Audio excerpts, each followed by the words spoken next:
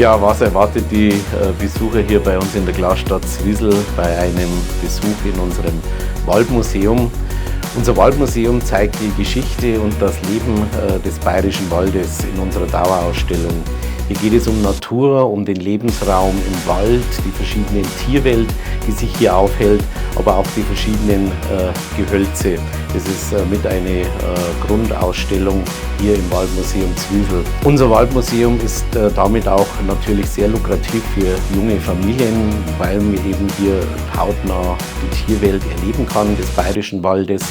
Interaktivität ist ein großes Stichwort, wo hier dargestellt wird, wo man also wirklich auch spielerisch das Ganze mitnehmen kann. Insofern freut es mich, wenn ich Sie mal in Zwiesel auf der Straße treffe, als Tagesausflügler oder auch als Urlaubsgast, der länger hier in der Glasstadt Zwiesel verweilt.